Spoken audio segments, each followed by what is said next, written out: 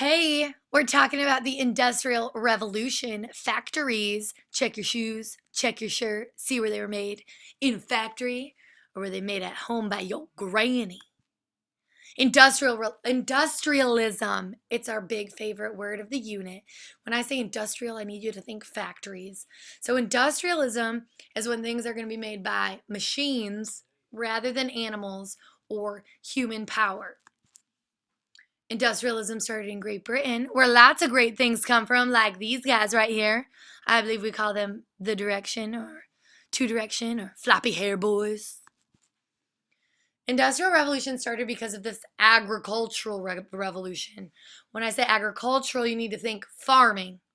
So it used to be that these landowners would have plots of land that they would rent out to peasants. Peasants would then farm the land. They would keep some of the food for themselves, and then they would sell the rest of the food for a profit. Well, then the enclosure movement happens and it allows the landowners, the more rich people, to fence off their lands so they don't have to rent them out to commoners. So now the landowners are able to grow one big giant crop for a lot of money, or they could raise some sheep or cows for a lot of money. And the peasants are all like, what am I going to do now? I don't have a job. So the enclosure movement changes the way farming happens.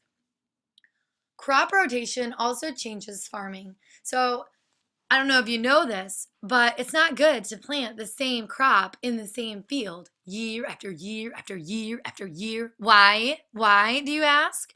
Because it ruins the soil. So they realized that they needed to rotate the crops. So potatoes one year, wheat the next year, some strawberries, some corn, and it makes the soil more fertile. Another thing, the invention of the seed drill. If you've ever driven or been near a cornfield, you'll know what I'm talking about with the seed drill. When you see a cornfield, all of those corn stalks are in like rows, so you can walk between them pretty easily. That's because of the seed drill, invented by Jethro Tull. It allows farmers to plant seeds in rows rather than scatter them about, so they can harvest the crops easier. And planting crops is easier. And so we get more food from all this. When we get more food, people are healthier and they live longer. So the population is going to grow and we're going to get extra raw materials. Now, these raw materials can be made into other cool things like products in factories. And then the food is going to make people live longer, so our population grows. So we got more people and better stuff. And more money, technically. If you're selling it, you're making more money. So Great Britain is the place where all this happens because they have a boatload of natural resources. They've got rivers, they've got coal, they've got iron. They're pretty lucky. So these factories start springing up along the rivers. Why, do you ask? Because at first they use water power. You know, those big like wheels that spin in the water. That's producing energy and it's helping them move their machines. They're able to produce things with their machines. Later on, coal is used for the steam engine so that factories don't have to be on rivers. And of course, iron is used to build the machines. So here you can see a picture of a factory. Holy smokes.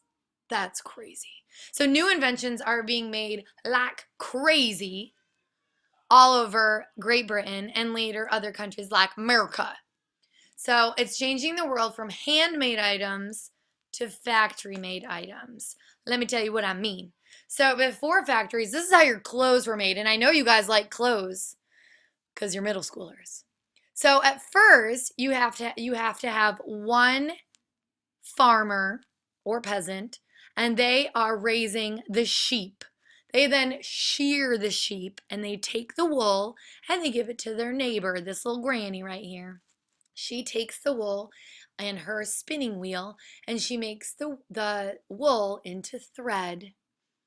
And then this lady right here takes the thread and she uses her loom and she makes it into fabric. So you can see like hand done with the shears, hand done with the thread, hand done with making the fabric.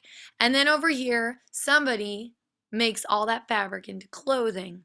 And this little foot pedal right here is how they make the needle go up and down. So somebody with really big calves is going to be sewing. So the clothing is handmade. It takes a long time, a lot of energy. It's going to be more expensive because you got to pay the guy who raises the sheep, the guy or the lady or the man or the child that makes the thread, that makes the fabric, that sews the stuff. A long time. Well, then the factory system, voila, we get the spinning jenny, we get the water loom, and then we get some nice textiles. So, of course, the first factories are with textiles. Why? Because everybody likes to look snazzy in their clothes. So, here we've got some coal powered machines. Once we have coal, we have the steam engine. The steam engine allows for factories to be built anywhere, not just along rivers. So now we can get a lot more factories, and then a whole bunch of towns will grow up all around the factory because you're bringing in tons of people to work in the factory and they need a place to live. That creation of those towns becomes cities because more and more and more and more people move there. We call that urbanization. Look at this picture right here on the right. That is an urban area. It's the city. Look at this place over here on the left. That is a rural area. That's the country. So Great Britain, a lot of places in Britain, they were first country areas, and then a factory comes to be, and then all of a sudden people start moving there, and it becomes a big city.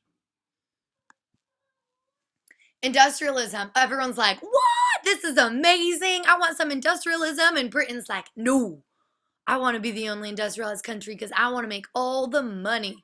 So they tried really hard to like ban the sale of the machines. They didn't even let the workers like move out of the country because they wanted a monopoly or total control of the industry. But really, industrialism spread anyways. It was just too amazing. One reason why industrialism came to the United States is because this guy right here, Samuel Slater, people say he had a photographic memory, and he took his industrial know-how of the textile factories and brought it over to America.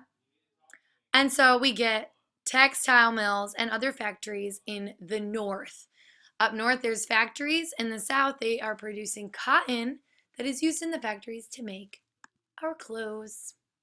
Germany's all like, what? I want a little bit of that too. Now that we're our own country, all unified. So Germany starts industrializing. They become pretty awesome at it. And then Japan.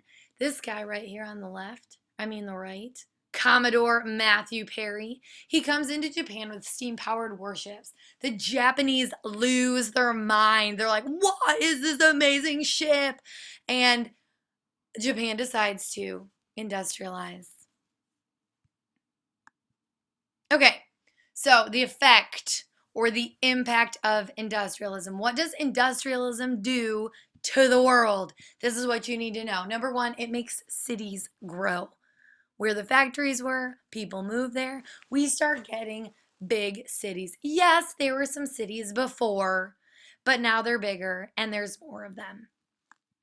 Number two, industrial capitalism. Capitalism is when it's all about the money. Money, all about the money. Oh, okay. The money made and invested in industrialism created a middle class. So it used to be we have like really rich people and then we have poor little peasants. Well, those poor peasants that start making some money, they're taking some risk, they're starting their own businesses, and we start to get free enterprise where people are making money and they are now considered a middle class. Number three, new methods of organizing business. So if you've seen the show Shark Tank, you know all about the different ways that businesses can be organized. But most of the time, people don't have the money or they don't want to risk all their money to start a new business. So they make partnerships where you're sharing the risk and the profits with a buddy. Or a corporation where you allow other people to buy stocks in your business or buy shares in your business. And so they are like partial owners or investors. Number four, we get an industrial working class. First of all, take a look at these little kids. Let me tell you right now, they wish they were sitting in a middle school watching an amazing teacher on YouTube. But they're not. They're working in factories. Factory work became a new career for a lot of people. People worked 6 days a week, 16 hours a day. Factories were not very nice. They were dirty, they were unsafe. Little kids lost their fingers, kids' hair got stuck in the machines. It was ugly. So we have a lot of child labor, and a lot of families that are living in these cities live in like pretty slummy areas so they can work in these factories. Because the working conditions are so difficult and the poor people are getting hurt, and if you get hurt, you just get fired, we get the rise of trade unions. A trade union is a group of people that all have the same job and they join together as a group to have one voice where they make demands. Maybe they want more money or higher wages. Maybe they want benefits. Maybe they want safer working conditions. Maybe they want less hours. If they didn't get what they wanted, they would strike, meaning they would stop working. And whoever is the owner of that factory or that business is, they are either going to lose a lot of money because they're not producing a product, or they're going to give in to the demands. Because of the tough social conditions, we get the development of socialism. Basically, people think, man, this free enterprise, people owning their own business, capitalism is causing a lot of problems for the poor. Under socialism, the government would control all the factories and things could be controlled by the government. So then people are going to get the same wage. They think they're going to have more rights, more benefits. And here's this guy right here, Karl Marx. Socialism was all his idea. So those are the 6 different impacts. You got to know those impacts for your test. All right. That's it for today.